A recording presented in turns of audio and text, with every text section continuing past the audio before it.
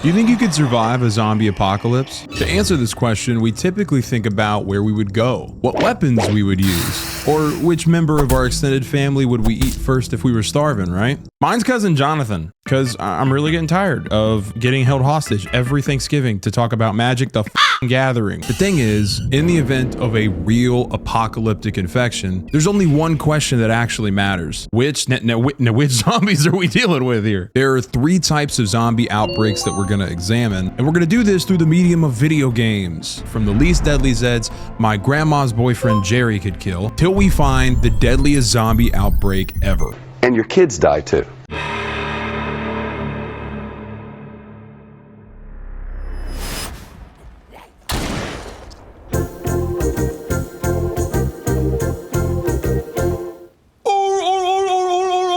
This is 2020's The Walking Dead Saints and Sinners.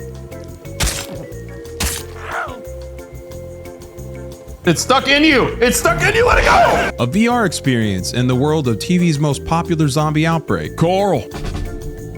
I said no growing hydroponics in the attic, Carl. Now, before we get really into the game, we haven't defined the criteria for what we're ranking each zombie on. Stay still, sweetie, stay still. We have what's that noise? Hi, I'm Snarf Lunchley of the news. Let's take a look at the official zombie deadliness chart. First, we've got speed. How fast are your zombies? Second is mutations. Does the virus create any special abilities for the zombies that increases lethality? Then there is virality. How is the virus transmitted? How fast do you turn? There may also be advantages and disadvantages that are so exceptional, they change the zombies' chances immensely. Every time you see this, the zombies have some type of X factor that changes their ranking. Now over to Richard P. Redcock, our correspondent on the ground. Saints and Sinners is only the 2nd game that I've ever played on my new VR, but it is literally one of the most immersive things that I've ever experienced, yo. What have I done? If you would have told 10-year-old me in 2004, right after watching Dawn of the Dead, then Shaun of the Dead, and 28 days later, that I could put a giant brick on my face and do this?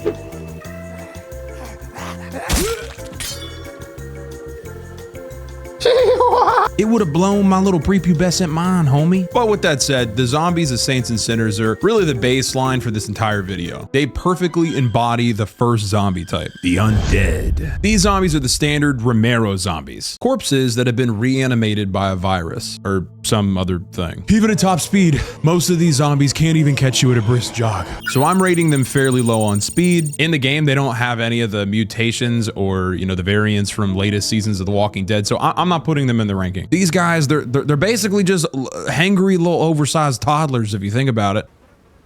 Don't bite. Don't bite. Don't bite. You understand?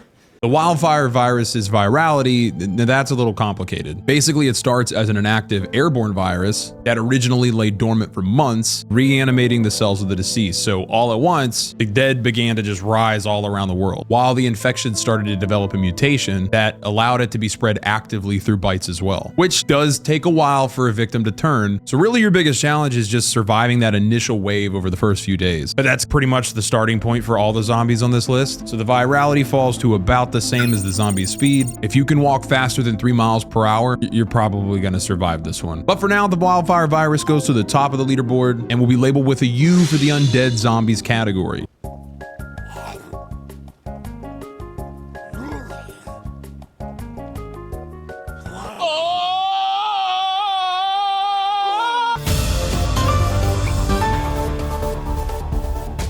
Hello, and welcome back to me, Snarf Lunchley. So you think you could survive the Walking Dead zombie apocalypse, huh? But what if every time the sun goes down, you had to hide under a UV light, praying you don't run out of batteries till morning?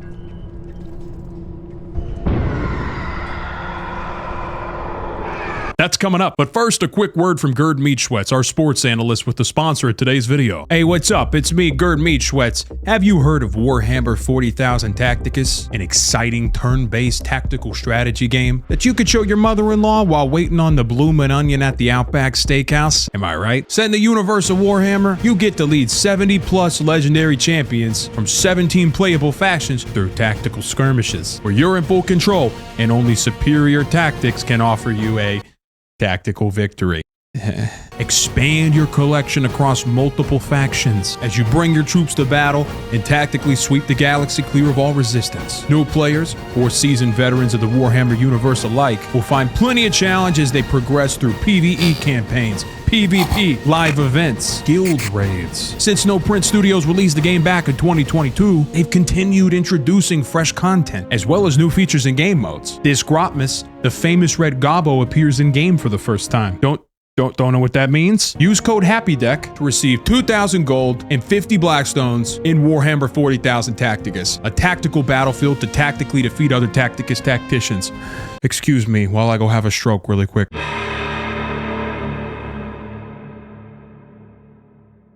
Dead Rising dropped in 2006 on the Xbox 360. I know this because there was only one kid in our neighborhood that had one, and he was really weird. But we all went over to his house anyways, because at the time, this was like a dream experience for zombie fans. The graphics and the zombie physics were incredible, and for about a year, whenever I'd take pixelated pictures on my little Motorola Razr from MySpace, every time I'd snap one, I'd say fantastic. But most importantly, Dead Rising is basically a zombie-infested mall sandbox where you could use all sorts of various items to kill the dead in all sorts of different ways. It was beautiful, dude. Up to this point, I had never played a game with so many zombies on the screen at one time. But with that said, the zombies are pretty survivable. The infection itself is kind of gruesome, with a wasp that plants an egg inside of your head that will then be transported like up into your brain and will feed upon the parts of your brain that the zombie doesn't need, leaving just hunger and like basic motor controls. With this wasp using the victim's brain, it's able to create an infection that is now be able to spread through bites, which is how most people would turn. Speed-wise, they're about the same as The Walking Dead. For mutations, I don't know if it would fall under the category of mutating, but after dark, these zombies, their eyes get red and then they get noticeably tougher, so that's something you might have to worry about. For virality, you kind of just got to be more aware of insect stings, and of course not getting bitten by other zombies. Now, different from the Walking Dead universe, the survivors of Dead Rising have access to this thing called Zombrex, which can slow down and even suppress the virus, preventing you from turning as long as you have some. So that may affect it later in the ranking. But for now, Dead Rising is going right to the top, as just a little bit more lethal than the wildfire virus. Let me ask you something. Would you be angered if I glazed Dying Light right quick? Because that's exactly what's about to happen, Playboy. Dead Island is awesome. You know, it's a fun game, but there is nothing that compares to the first time you're sent out to get Antizin in 2015's Dying Light, and you get caught outside after dark.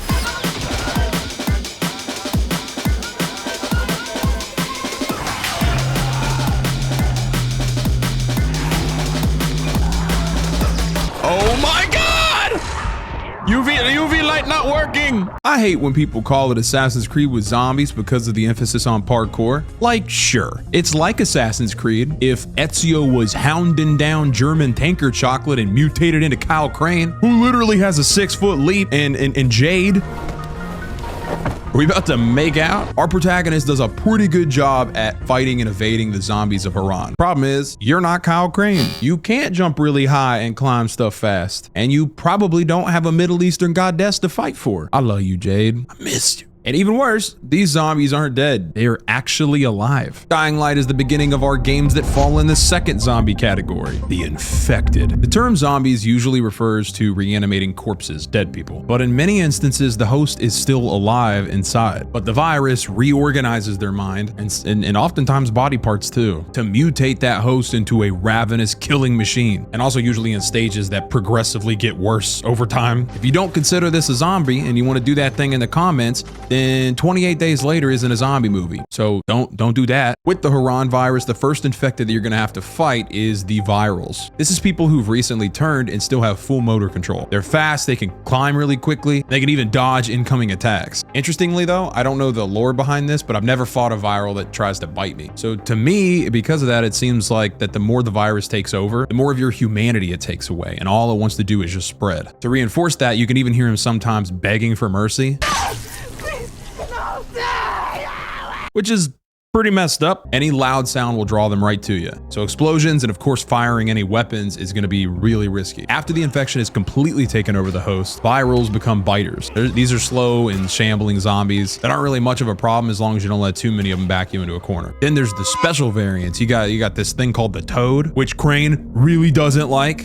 I'm shouting because this infected mother with guts hanging out of his mouth just spit a bunch of toxic snot at me. They spit this like toxic goo that I would assume is infectious if it gets inside your mouth or your eyes. They don't seem to move much, so you just gotta stay out of range. Next is screamers. Even more disturbing to think about this happening in real life. These are infected children who emit a blood-curdling scream when you approach them, and it draws in all the zombie types nearby. Other than that, they do not attack the player, leading me to unfortunately believe that these are screams of horror coming from these children, because to stop them from screaming, you're given a special animation just for this zombie type. Instead of just breaking its neck like other zombies, Crane calms it, and it actually shows being soothed before he puts it down. Gives off heavy just look at the flowers energy. At the same time, it is also a video game, so you can just do this.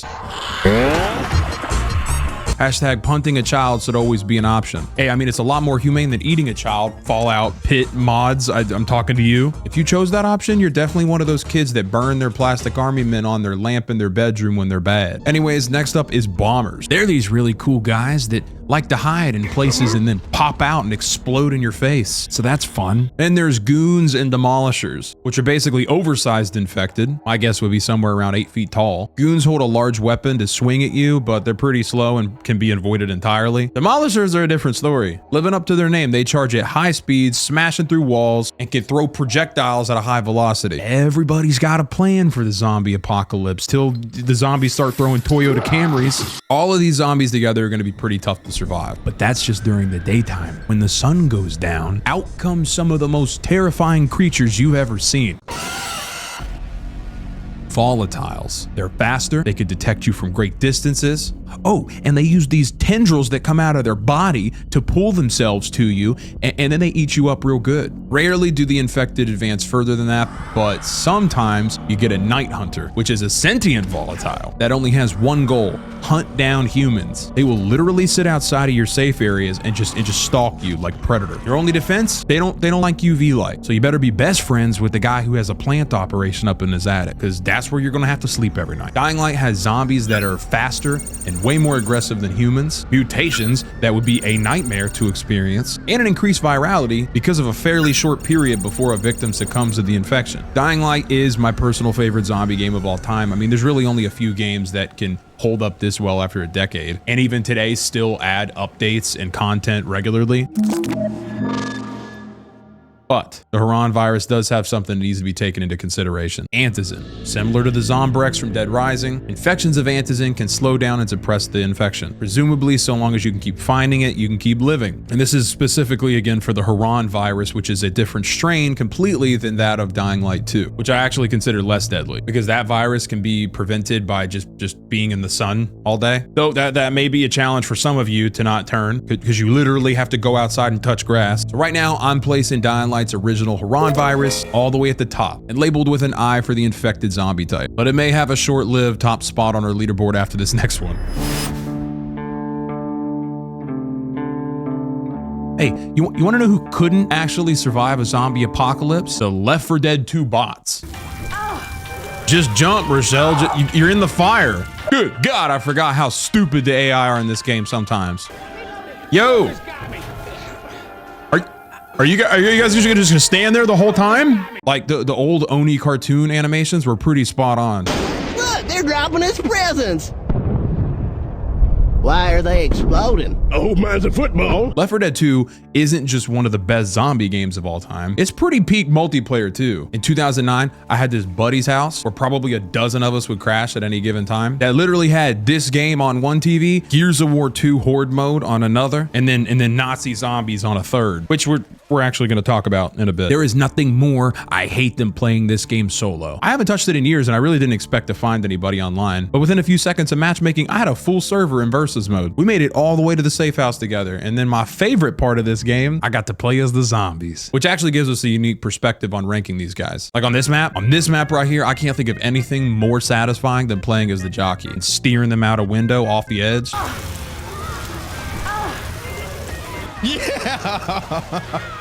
Left 4 Dead's green flu virus infects its victims with like a form of rabies that keeps them alive, but it increases aggression. Similar to the Ron virus, this infection also causes some of them to mutate, though it seems that it evolves more rapidly with like a victim's specific genes as it kind of takes on the traits of its host and is affected by the environment that it's in. Let me explain. You first have your common infected.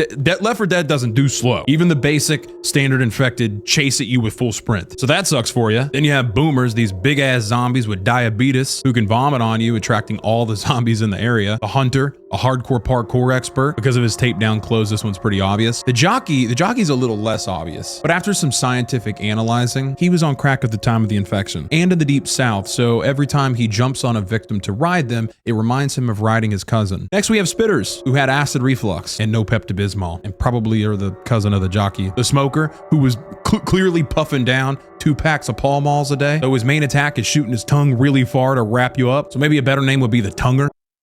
No, I don't like that at all. And then there's the Charger, who I'm not really sure what this guy was doing before the apocalypse. Feeding a lot of ducks, maybe?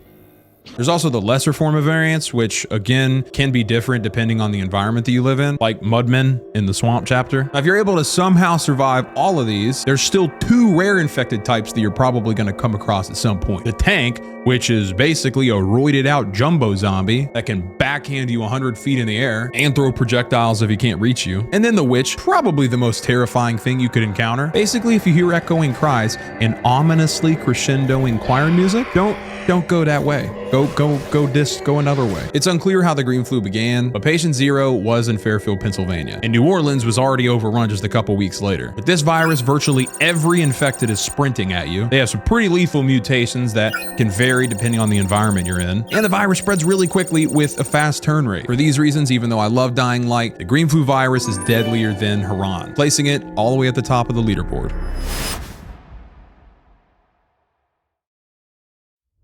After playing Days Gone, it's basically 50% gathering up hordes of infected and then killing them in satisfying ways using elaborate environmental traps, and 50% doing sick jumps on your Harley. I love doing the jumps. Once I found out about the jumps, all I did was sick tricks on the jumps. Taking place in Oregon just 2 years after the initial outbreak, Days Gone's hooligan virus is a viral infection that turns humans and other creatures into freakers. Highly aggressive live host zombies with a side of hair loss and some of that jaundice that come with a confirmed caveat that we're going to talk about in a second. There are 3 types of zombies created from this virus. There are the common freakers, typically found in massive swarms to increase efficiency. Even though they hold no special attributes, they have the ability to pile on top of each other to vault over obstacles, and that sucks. Breakers are yoked freakers that'll basically attack anything nearby, even their own kind. They don't care. They don't give a shit.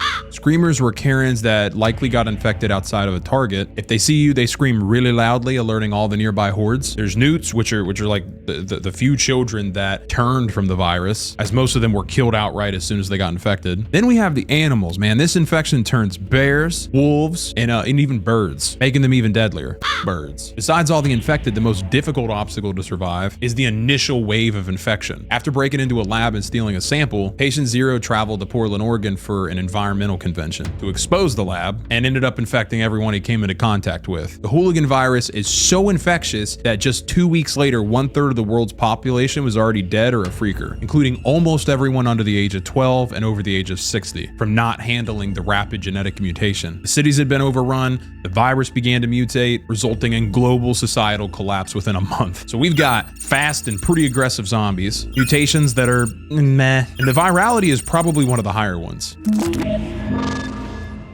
But There's a major caveat that isn't confirmed for the previous 2 infection-based zombies that drastically hinders freakers. Just like the other 2, they are considered alive. You can kill them with damage to the body as well as headshots, but we know that they have to eat and drink to survive. Every now and then when I was playing, I'd come across a freaker that's like hunched over water to get a drink. I thought I was seeing stuff until I looked it up, and it's a pretty common thing in the game. So that means at some point, if they can't find any food, even if they have like a mutation that slows down metabolism, they will die of starvation. If you can last till then, you can survive this apocalypse. Placing the hooligan virus down in 3rd place, just below the green flu and Haran virus.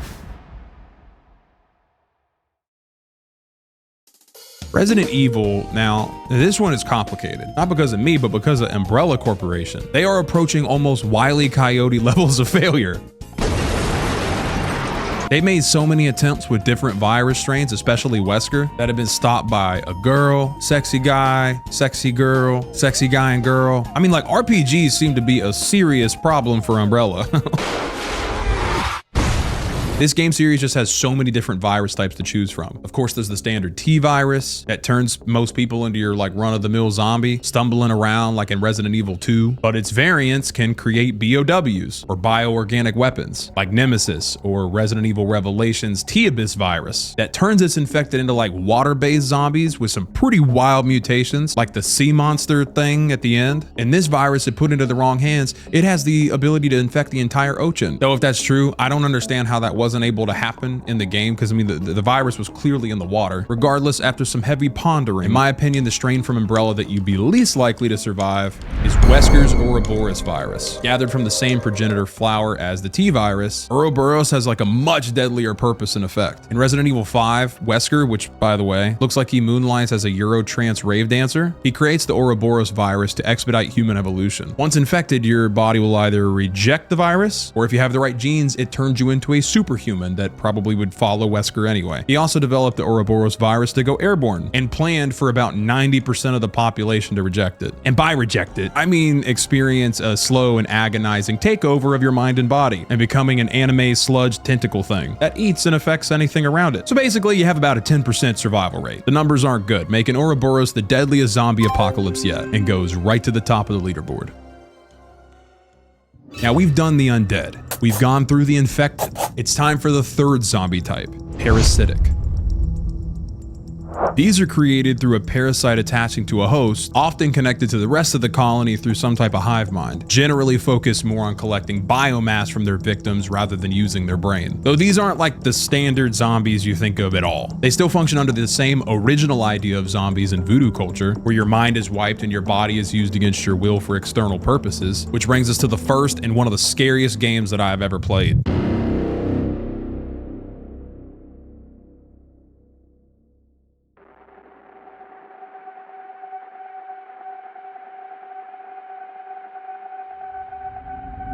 Dead Space 2 and 3 are pretty cool action games, but bringing home Dead Space in 2008, not knowing anything about it yet, and being thrown into that chase to the elevator the first time, I realized this isn't gonna be a game that I can play in the dark alone. I just tried the remake, and even though I know exactly what's about to happen, this scene still gives me a heart attack. Like, this game is just perfectly designed to keep you in a perpetual state of crisis. There's no HUD. If you want to see your health bar, it's attached to the player's back, which is really cool, but they do it so that your eyes don't get a break from the grotesque surroundings. Glenn Schofield, the creator, wanted this game to have some of the best death animations ever, and I think he succeeded.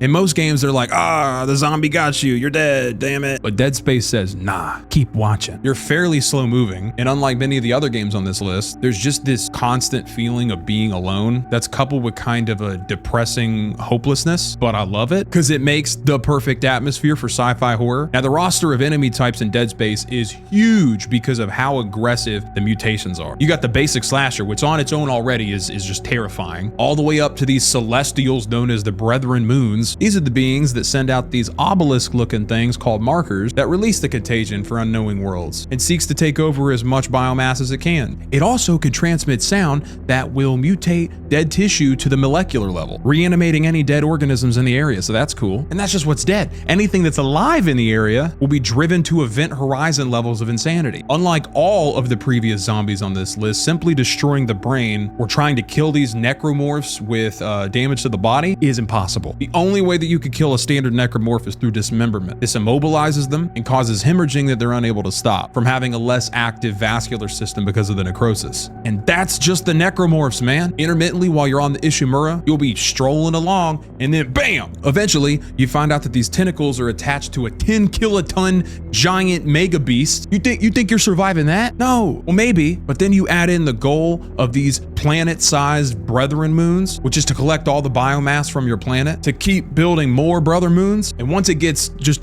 strong enough, it's gonna just start sucking people up into it from the planet. Animals too, and everything that's organic on the planet to start building up the rest of the moon. Because of this, survival is pretty slim to none. The problem is still, these things are sentient. They can call for help. So if a dozen brethren moons show up to our pale blue dot, we're placing the necromorph contagion all the way to the top of the leaderboard.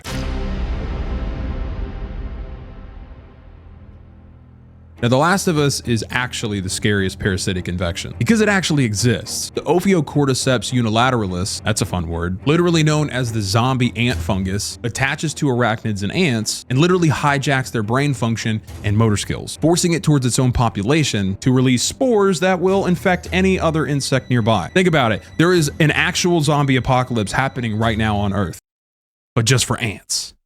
I don't want to spoil too much because the show's still pretty new, bringing in millions of new fans to the series. What I will say is that the cordyceps went viral pretty quickly by infecting food sources. By the time governments realized what was happening, millions would already be infected, and shortly turned into our first zombie type, runners. These are recently infected people that have the fungus growing in their brain, so it throws them into like these fits of rage. The more the cordyceps spread, the more rapidly a person evolves, with the next step being stalkers, which are like more feral and stronger than runners. Stage 3 is the infamous clickers. Completely blind, these infected have to use clicking sounds as like a form of echolocation to find their victims. But they're also stronger, and the cordyceps have like grown outwards on their face, giving them a shield a bit that protects the brain from incoming damage. The final stage of the infection, as far as we know, is bloaters. When a host is able to survive over a decade, the cordyceps have completely taken over, resulting in a thick armor boy, who while slow is much stronger than a human.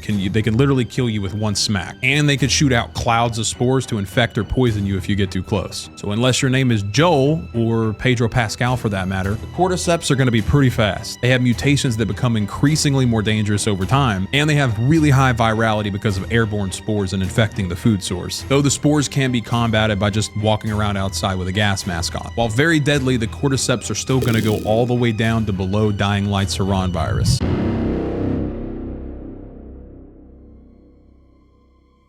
Originally, I didn't plan on adding Halo's Flood to this list. I didn't plan on adding Dead Space either, but The Last of Us has to be here. And since it does, what's stopping the other big parasitic infections from being here? If there is one mission that I never wanted to play in Halo missions, unless I was in co-op, it was the Flood. These dudes always gave me the hibbity-jibbities as a child. It compares heavily to the necromorphs, rapidly infecting a host almost instantly into biomass that serves the purpose of growing into a much larger and sentient being. In the Flood's case, this is the Grave Mind, which while this is basically unsurvivable already, but the question is even as a massive Halo fan, I would say no, mainly because it has about the same virality and way that it infects victims, as well as some pretty serious deadly mutations. But the biggest Grave Mind that we've seen is about the size of the Leviathan, which is just a boss from Dead Space. The sentient hive mind for the necromorphs is literally flesh moons.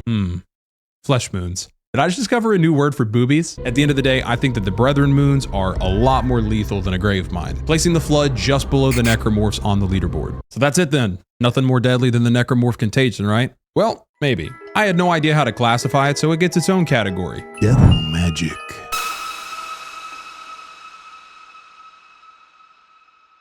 Flying a plane out of a prison, smashing zombie heads in an ancient gladiator arena, or a bus driver driving you around a hellscape of a map, saying the most out-of-pocket shit. As we drive over this collapsing bridge, please remember there is no afterlife that your loved ones will be joining you in. I just got done playing a lot of Call of Duty Zombies from my last video of playing and ranking every Black Ops game. And I've come to the conclusion that COD Zombies, when you think about it, is just undead Home Alone. There's bad guys trying to get you. You could use elaborate traps to slow them down. And when it's over, you look like you haven't slept in a week and crushing down your third Red Bull. This is really where I came up with the idea for this video, actually. I was thinking like COD Zombies are super arcadey, right? They're not really as scary as the zombies in other games. But if it were actually a real zombie apocalypse, your chances of survival are like 0%. Zero, you're dead. Your dog is dead. Grandma and her boyfriend who asks you for money sometimes, dead. I remember when it started. Staying up all night after coming home from GameStop with World at War just to beat the campaign so you could access that new zombies mode everybody was talking about. Back then, things were so simple. You boarded up walls and knocked her untoten, tried to get the ray gun from the mystery box, and made sure that your network adapter was connected to your Xbox 360 so you could get on Xbox Live. But slowly, the zombies in COD had to evolve so that it could stay alive, which led to like an entire storyline with really now its own fan base that buys these games just to play this mode. In come Element 115, which has the power to reanimate dead cells and create super weapons. This was sent to us on a meteor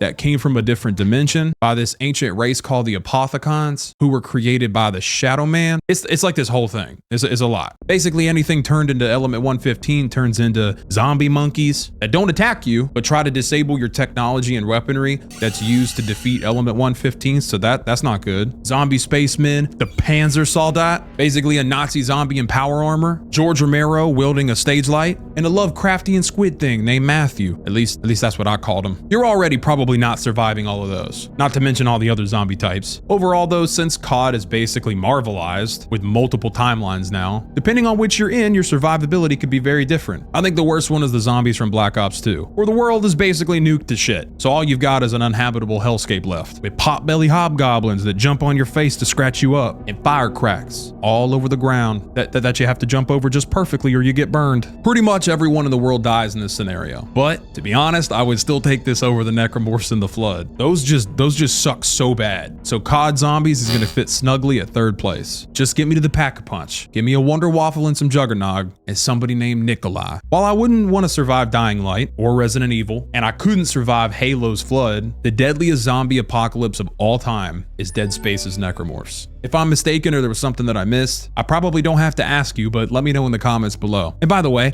I friggin' love making these videos, dude. I love getting to tap into that creative part of my brain and coming up with these ideas to develop content that so many of you guys watch. Currently sitting at 99,000 right now at 2 a.m. while I'm recording this. That's crazy. So thank you so much for being a part of this with me. Now, if you're wanting to dive a bit deeper into some of that COD Zombies, I just finished playing and ranking every Call of Duty Black Ops, which has some of the best zombie maps of all time. See you there, friendo.